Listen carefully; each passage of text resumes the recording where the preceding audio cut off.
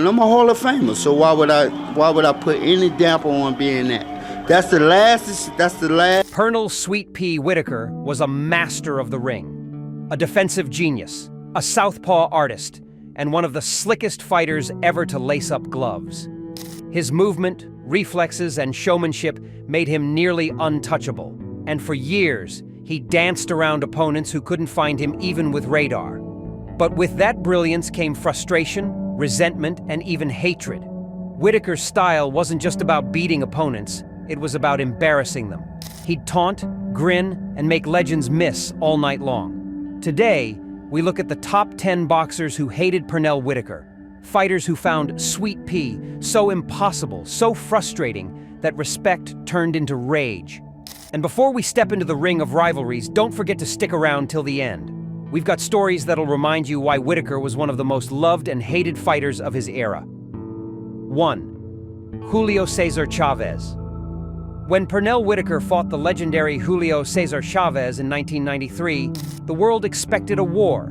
What it got instead was a clinic. Whitaker danced circles around Chavez, jabbing, slipping, and clowning him for 12 rounds. Nearly every observer saw Whitaker as the clear winner, yet the fight ended in a controversial draw. Chavez hated that night, not just because of the controversy, but because Whitaker made him look ordinary. For a proud warrior like Chavez, it was infuriating.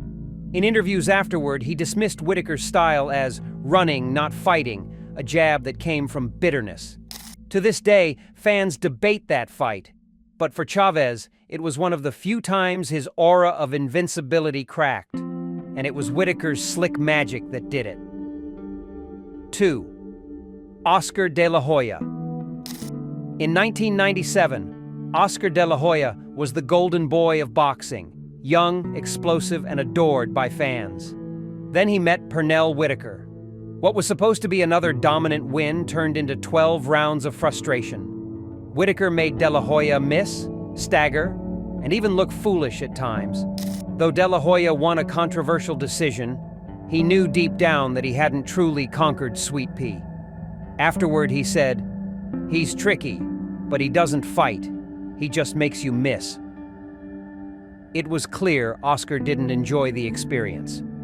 Behind the polite words was irritation. Whitaker had forced him to look human on the biggest stage. For a perfectionist like de la Hoya, that stung more than a clean punch. 3. Felix Trinidad Whitaker's 1999 bout with Felix Trinidad was supposed to be his big comeback moment, but it ended up a brutal, bitter fight. Trinidad, known for his power, found himself swinging at air for much of the night. Whitaker, though past his prime, still made the Puerto Rican star chase shadows. But Trinidad didn't like Whitaker's pre-fight trash talk. Whitaker called him basic and said he'd school him with ease. During the fight, Trinidad grew visibly frustrated, pushing, elbowing, and throwing wild shots. After winning a decision, Trinidad refused to praise him, saying, "He's not a warrior, he's a dancer." The disdain between them was mutual, and it showed every round. 4. Jose Luis Ramirez. Pernell Whitaker's first world title attempt against Jose Luis Ramirez in 1988 ended in a robbery that still makes fans angry. Whitaker outclassed Ramirez for nearly every round, landing clean punches and dazzling footwork. Yet the judges gave the decision to Ramirez. Ramirez's camp claimed Whitaker ran too much, while Whitaker accused the veteran of fighting dirty and relying on politics. Their rematch in 1989 settled things. Whitaker dominated and took the title. But Ramirez never hid his dislike for Sweet Pea, saying later that Whitaker mocked him and showed no respect. For the proud Mexican champion, it was a humiliation that lingered. 5. Buddy McGirt. Though they fought twice with mutual respect, there was always tension between Whitaker and Buddy McGirt. McGirt was a technician himself, a slick fighter who prided himself on skill. But when he faced Whitaker, he realized there was a whole other level to slickness. Whitaker outclassed him both times, first to win the welterweight title, then to defend it. McGirt admitted he respected Whitaker's talent, but he also hated how Whitaker would talk to him mid-fight, taunting, grinning, and saying things like, "That all you got, buddy?" McGirt later said, "He was too good, but damn, he was annoying." 6. Roger Mayweather. Roger Mayweather, the Black Mamba, was known for his confidence, maybe even arrogance. So when he faced Whitaker in 1987, he didn't expect to be toyed with. But Whitaker gave him one of the most frustrating nights of his career. Whitaker slipped, rolled, and countered with ease. Every time Roger tried to land, Whitaker made him miss by inches and smiled while doing it. Roger hated that. He thrived on intimidation. But Whitaker flipped the script, humiliating him in front of the crowd. Afterward, Roger called Whitaker cocky and said, "He thinks he's cute. That ain't fighting." It was a classic Whitaker effect. Skill turned to irritation, irritation to hatred. 7. Haugen and Paez, known for his clownish personality and flashy style, thought he could match Whitaker's showmanship when they fought in 1992. Big mistake. Whitaker outboxed him with ease and mocked him throughout, waving his glove and shaking his head every time Paez missed. The usually cheerful Paez grew angry mid-fight, shoving Whitaker and shouting insults. After the bout, he refused to shake hands, saying, "He plays too much. I came to fight Whitaker, of course, just laughed it off." It was another example of how his charisma could charm fans and drive opponents crazy. 8. Greg Haugen. Greg Haugen was tough as nails, but he was also one of the most hot-tempered fighters of the 1990s. When he met Whitaker in 1991, Haugen promised to pressure him, to beat the slickness out of him. Instead, Whitaker made him swing and miss for 12 rounds straight. Haugen was livid afterward, calling Whitaker a punk who won't fight toe-to-toe. Whitaker's response? "I fight smart, not stupid." The exchange summed up their dynamic perfectly.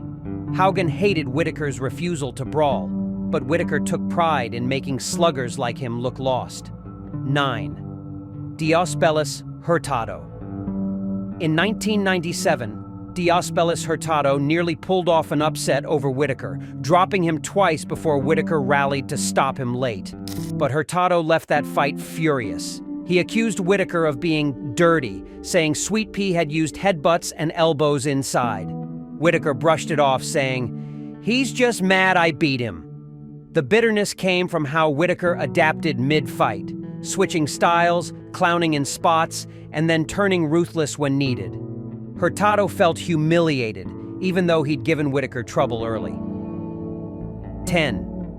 Jake Rodriguez.